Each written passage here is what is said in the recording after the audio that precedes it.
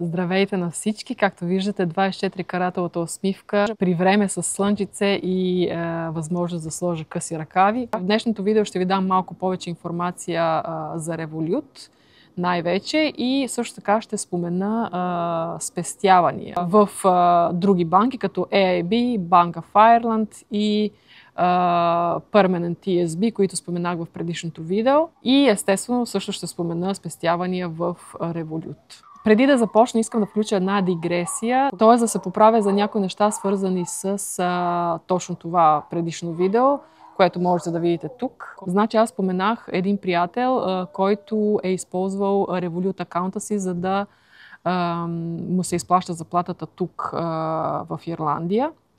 И след няколко месеца от фирмата са му поискали да си отвори банков акаунт в нормална банка. И след това ние сме се виждали и чували, но не сме говорили по този въпрос. И аз си мислих, че той вече отдавна се е прехвърлил на друга банка. Но преди няколко дни разбрах, че той всъщност не си е променил акаунта, останал си на Revolut и те никога повече не са го питали за това нещо.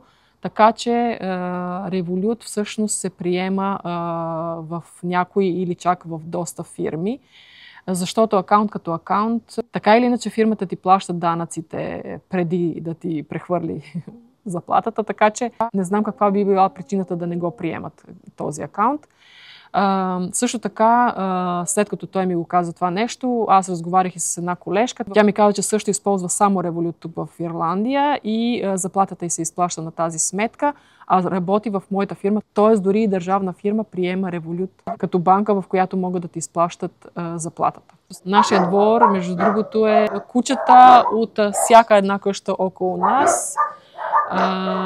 Плюс по някото време птици с най-различни звукови способности, така че просто игнорирайте, съжалявам. В същото видео споменах, че AIB има най-добри лихви за спестявания, но това не е точно. Всъщност Permanent TSB има по-добри лихви. Има и още една банка, която се казва KBC и има по-добри лихви от AIB. Но, както казах и във видеото, те имат много по-големи такси за поддръжка на акаунта. По-късно ще спомена какви са лихвите. Също така AIB, да, тя е най-добрата банка от нормалните банки в Ирландия за повечето от хората. Но ако, примерно, имате някакви спестявания или доста често използвате Direct Debit или Standing Order, в този случай може би Bank of Ireland би била по-добре за вас. Та да започнем с Revolut и неговите негативи. Като първо, те нямат физическа банка, всичко се случва онлайн, дори и обслужване на клиенти, което може да забави решаването на някакъв проблем. Под номер 2 от банкомат може да теглиш само до 200 евро на месец, т.е.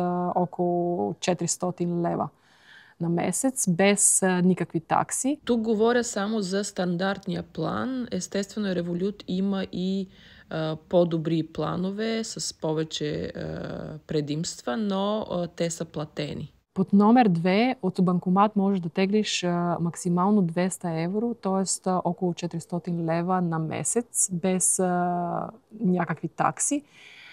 Над това таксата е 2% или минимално 1 евро, което си е доста. Тук трябва да внимаваш, защото не всеки банкомат е такъв без такси. В самото приложение, примерно като дойдеш до някакъв банкомат, ще ти покаже дали е такъв без такси. Например, има един много скамърски банкомат, Евронет. Никога не взимайте пари от този банкомат, защото взима страшно високи такси. Под номер 3 физическата карта не е безплатна, а все пак ти трябва. Струва 7,99 евро тук в Ирландия. Сега не знам в България дали е по-евтина, но, както казах, тук е толкова и ти стига за някъде около 5 дни до една седмица. През това време, естествено, можеш да използваш виртуална карта, така че не е някакъв проблем, докато чакаш тази физическата. И под номер 4 е това, че имат много висока такса за качване на пари в брой, макар че рядко се случва на някой да му трябва такова нещо, но ако ти потрябва, 2% е таксата на парите, които искаш да качиш. И сега позитивите, които са наистина много. Между другото, само да спомена, защото аз преди нямах Revolut, но отворих го преди някъде около 1-2 седмици. И за сега, по това, което виждам, как функционира, много ми харесва. Естествено, ако не бях получила информацията, която ми беше дадена от този приятел, който споменах по-рано, вероятно нямаше да разбера половината от тези неща, които ви говоря сега, но всичката тази информация фактически я получих от него и виждам, че точно така наистина нещата функционират. Като номер едно и доста важно, което е супер сравнение с другите банки тук, че няма никаква такса за поддържане на сметката, т.е. нула. Под номер 2 обмяна на валути до 1000 евро на месец, без каквато и да е такса. Т.е. мисля, че около 2000 български лева. Над това обаче има такса, която е 1% и да, доста си е висока, но ако обменяш до максимално 1000 евро, супер. И между другото, курса за сега е много добър. Значи вчера го проверявах. Беше 1 евро за 1,9485 лева. Което е дословно като в някои много добри чейндж бюра в България. Само трябва да се внимава да не се превалутира в събота или неделя, защото додава някаква много малка такса заради риска, понеже банките не работят събота и неделя и нали, те не знаят какъв ще е курса в понеделник. Така че ако знаеш, че ще трябва да превалутираш пари, по-добре е да го направиш в петък. Под номер 3 могат да се отворят няколко акаунта в различна валута, дори да не държиш никакви пари в тях. Само трябва да се внимава да имаш достатъчно от валутата, с която плащаш, защото при плащане се приоритизира точно тази валута. Обаче, ако нямаш достатъчно, тогава ще ти се вземе и от друга валута, т.е. ще трябва да се превалутира и тук ще изгубиш нещо. Например, имаш 20 евро на евроакаунта и 15 лева на левовия акаунт. И трябва да платиш някъде 25 евро и не си се усетил, че нямаш достатъчно на евроакаунта. Тогава ще се вземе първо от акаунта 20 евро и останалите 5 евро ще се вземат от левовия акаунт, т.е. там около 10 лева. Но ще се прехвърлят от левове в еври, т.е. както казах, ще изгубиш на превалутирането.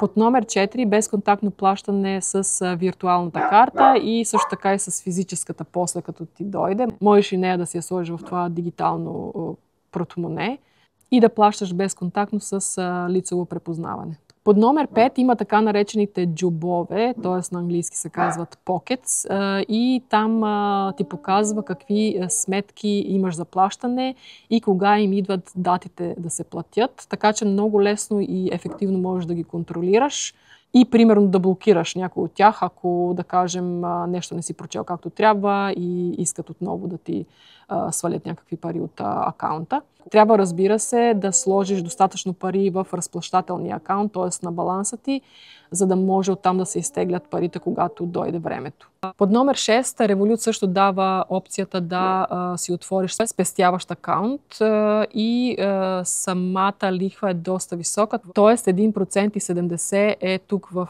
Ирландия. Сега не знам как е от България, ако имаш отворен акаунт в България. И това, което е много хубаво, че ти винаги можеш да изкараш пари от този акаунт.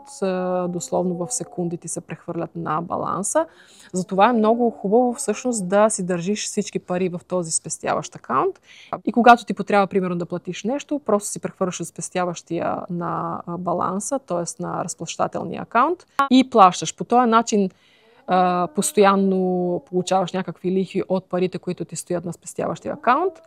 А когато трябва да платиш нещо, без проблеми си ги прехвърляш, дословно му трябва 1 секунда. Но хайде, нали, например, ако някога нямаш интернет или нещо от този сорт, до няколко минути може да се случи. Затова е добре да държиш някой лев на този баланс, но не прекалено. Защото, примерно, ако си изгубиш картата или някой иска да ти свали по някакъв начин пари от този баланс, като няма пари на него, просто транзакцията не минава. Под номер 7 можеш и да инвестираш, ако се разбираш естествено, но само в долари. Позволяват по една инвестиция месечно безплатно, без каквито и да е такси. Също така имат и опцията да сложиш алерт т.е. да ти прати нотификация, ако цената се качи до толкова и толкова. Така че стигнали до тая сума, ти да можеш да си изкараш парите и да си заработил толкова, колкото си изпланирал. Също така можеш да си направиш и този алерт, ако цената падне до някаква сума, която ти не би искал да падне под, за да можеш пак да си изкараш парите, да не изгубиш прекалено много. Като си направих революта, пишеше, че ако промениш държавата, в която живееш и работиш, т.е. плащаш данъци, че трябва да си затвориш акаунта в предишната държава и да отвориш нов в новата държава. Но изглежда, че това всъщност не е задължително, поне по това, което на мен ми казаха, защото човека, който споменавам, че има акаунт тук в Ирландия, той има български и вече повече от година е на него и няма никакви проблеми, така че изглежда не е задължително. Сега не я взимайте тази информация като 100%, защото наистина не съм сигурна в този случай. И сега във връзка с спестяванията в другите банки, значи започваме с AIB. Най-добрият им спестяващ акаунт се казва Online Regular Saver. И минимално можеш да вкачваш 10 евро на месец или максимално 1000 евро на месец. Дават ти лихва 3%, което наистина е супер. Но Bank of Ireland също има такъв, който е 3%, но е чак и по-добър от този. Можеш да отвориш максимално 4 такива акаунта в сметката си. Така че значи 1000 във всеки акаунт, значи 4000 максимално на месец можеш да спестяваш по този начин. Следващия акаунт се казва Online Standard. Той е този, за който бях споменала, че е 0,25% лихвата, която е доста ниска. Няма максимално пари, които можеш да вкарваш месечно там и нито минимално. Но, както казвам, наистина са много малки лихвите. Следващия е онлайн депозит 7. Лихвата е 0,75% и максимално 100 000 можеш да качиш на нея. И акаунт с фиксиран срок, значи на 6 месеца, 1 година и 2 години. За 6 месеца е 1,5% лихвата, за 1 година 2% и за 2 години 2,25%, които не са лоши всъщност. Отново в този случай трябва да държиш парите там за известно време, да не ги пипаш. Сега не знам дали ти дава да изкараш някакъв дял, защото Bank of Ireland дава 25%. За AIB не съм много сигурна. И последния Personal Deposit, също 0,25% лихва, много малка и няма максимално колко можеш да вкараш в него. След това Bank of Ireland, тя също има този, който дава 3% лихва, която е супер. Значи казва се Large Super Saver и минимално можеш да качаш 5 евро на месец, а максимално 2500 на месец. Затова казвам, че е малко по-добър от AIB, защото тук е 2500 максимално, там беше 1000 и можеш да отвориш 2 акаунта такива, т.е. 5000 на месец. Значи леко по-добре от 4000, значи 4 акаунта в AIB. Следващия е Online 365 Standard Deposit. Дава ти 1% лихва. И пак има подобни акаунти с фиксиран срок. Значи на 6 месеца, 12 месеца и 18 месеца. 6 месеца 0,75%, 12 месеца 1,75% и 18 месеца 3,36%. Тук обаче можеш до 25% да изкарваш от този акаунт. Останалите със сигурност трябва да стоят толкова, колкото той е фиксиран срок. И Permanent TSB, те имат най-високата лихва, до 5% чак имат някои акаунти. Не съм проучавала кой знае колко, но за това пък той има по-високи такси за поддръжка на сметката, така че сега мога да разбера всъщност кой има сметка в Permanent TSB. Това са хора, които имат по-големи спестявания, защото там лихвата е най-добра. Защото в предишното видео бях споменала кой въобще има в тая банка. Ето, има кой. И също KBC ми се струва така около 5%, 4, нещо, че има доста високи лихви за някои акаунти. Така, надявам се, че видеото е било от полза и интересно и до скоро виждане. Чао, чао!